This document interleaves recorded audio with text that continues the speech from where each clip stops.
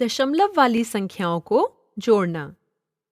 दशमलव की संख्याओं को कैसे जोड़ते हैं, ये हम आज देखेंगे। पहला उदाहरण 4.2 और 3.6 का है। जब हम किसी भी दो पूर्ण संख्याओं को जोड़ते हैं, तो हम क्या करते हैं? हम दोनों संख्याओं को एक के नीचे एक लिख लेते हैं और जिससे कि उनका स्थानीय मान समान कॉलम में आ जाए।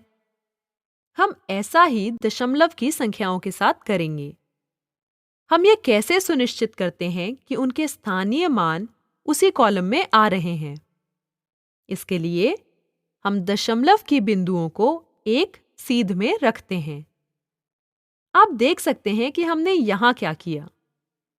4.2 और 3.6 की दशमलव बिंदुओं को एक सीध में रखा, अर्थात एक ही रेखा में, और हमने इसे एक तीर के निशान से दिखाया है। जब आप सच में जोड़ करते हैं तब ऐसा कोई तीर का निशान नहीं देते। यह तीर सिर्फ ये दिखाने के लिए है कि दशमलव के बिंदु एक ही रेखा पर हैं। एक बार जब हम ऐसा कर देते हैं तो उसके बाद वहां कोई दशमलव की बिंदु है, इसे याद रखने की जरूरत नहीं है। हम मान लेते हैं कि वहां कोई दशमलव बिंदु नहीं है और इसे वैसे ही जोड़ते हैं जैसा पूर्ण संख्याओं के साथ करते हैं। चलो अब इसे जोड़ते हैं। 2 जोड़ 6 बराबर 8 और 4 जोड़ 3 बराबर 7। हम दाएं से बाईं ओर जोड़ेंगे। जोड़ कर लेने के बाद अपने उत्तर में दशमलव बिंदु के ठीक नीचे दशमलव बिंदु लगा दें। इससे हमें 7.8 उत्तर के रूप में मिल जाता है।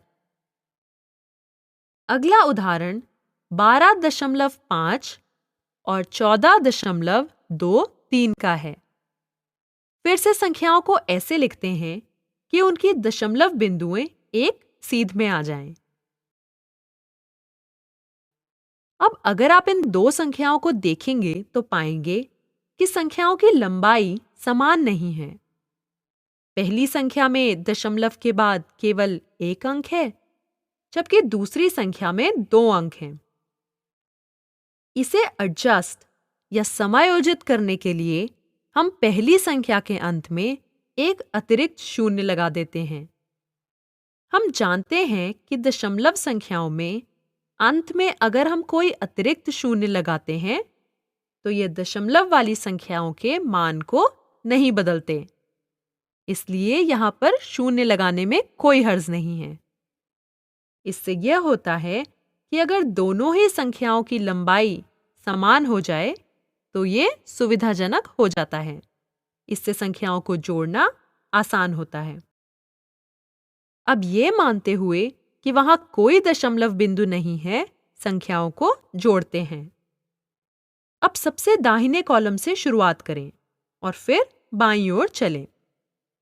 0 जोड़ 3 बराबर 3। 5 जोड़ 2 बराबर 7। 4 जोड़ 2 बराबर 6 और 1 जोड़ 1 बराबर 2। अब एक बार जब हमने जोड़ कर लिया है तो दशमलव बिंदु के ठीक नीचे हम अपना दशमलव बिंदु लगा सकते हैं। अगला उदाहरण 9.655 और 7.704 का है। हमने इन संख्याओं को ऐसे लिख लिया है कि दशमलव बिंदुएं एक सीध में आ गई हैं। अब सबसे दाहिने कॉलम से जोड़ने की शुरुआत करें। 5 जोड़ 4 बराबर 9। 5 जोड़ 0 बराबर 5। 6 जोड़ 7 बराबर 13। 13 एक 2 अंकों वाली संख्या है। इसके लिए हम क्या करते हैं? हम 3 लिख लेते हैं और 1 को हासिल में रखते हैं। अगले कॉलम में 9 जोड़ 1 बराबर 10 10 जोड़ 7 बराबर 17। अब जब जोड़ की संक्रिया हो चुकी है तो दशमलव को ठीक नीचे दशमलव के सीध में लिख देते हैं। अगला उदाहरण 6.66 और 7.777 का है। दशमलव बिंदुओं को एक ही सीध में रखकर पहला चरण किया जा चुका है। अब हम दूसरा चरण करते हैं, जिसमें हम संख्याओं की लंबाई को बराबर करते हैं। पहली संख्या के अंत में हम एक अतिरिक्त शून्य लगाते हैं। अब सबसे दाहिने छोर से इसे सामान्य तरीके से जोड़ते हैं। 0 जोड़ 7 बराबर 7, 6 जोड़ 7 बराबर 13। हम 3 को लिख लेते हैं और 1 हासिल में आ जाता है। 6 जोड़ 1 जोड़ 7 बराबर 14। हम 4 को लिख देते हैं और 1 हासिल में आ जाता है। 6 जोड़ 1 जोड़ 7 बराबर 14।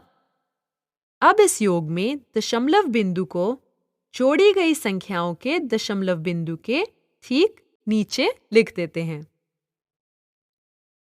अब इन नियमों को जान लेने के बाद आप इन्हें दशमलव की किसी भी संख्या के साथ प्रयोग कर सकते हैं। सिर्फ 2 ही नहीं, बल्कि आप 4, 10 या 20 कितनी भी दशमलव संख्याओं को इसी नियम के साथ जोड़ सकते हैं। अगले उदाहरण में, जो कि हमारा अंतिम उदाहरण है, हम 3 संख्याओं को जोड़ेंगे। वे 3 संख्याएं हैं 12.856, 15.32 और 5.008। दशमलव बिंदुओं को एक ही सीध में कर लिया गया है। अगर आप दूसरी संख्या को देखें तो पाएंगे कि इसकी लंबाई छोटी है, इसलिए इसके अंत में एक अतिरिक्त शून्य लगा देते हैं। अब इसे सामान्य तरीके से सबसे दाहिने से बाईं ओर जोड़ते हैं। 6 जोड़ 8 बराबर 14।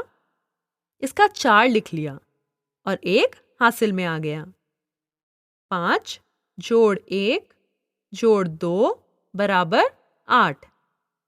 8 जोड़ 3 बराबर 11। 1 को नीचे लिख लेते हैं और दूसरा 1 हासिल में आ जाता है। 1 जोड़ 2 जोड़ 5 जोड़ 5 बराबर 13। इसके 3 को नीचे लिख लेते हैं और 1 हासिल में चला जाता है। 1 जोड़ 1 जोड़ 1 बराबर 3 होता है। जोड़ने का काम अब पूरा हो गया। अब दशमलव के बिंदु को जोड़ी गई संख्याओं के दशमलव बिंदु के ठीक नीचे लिख देते हैं। इससे हमारा उत्तर 33.184 हो जाता है, या हम इसे 33 और 1 के हजारवें हिस्से जैसे 184 हिस्से भी कह सकते हैं।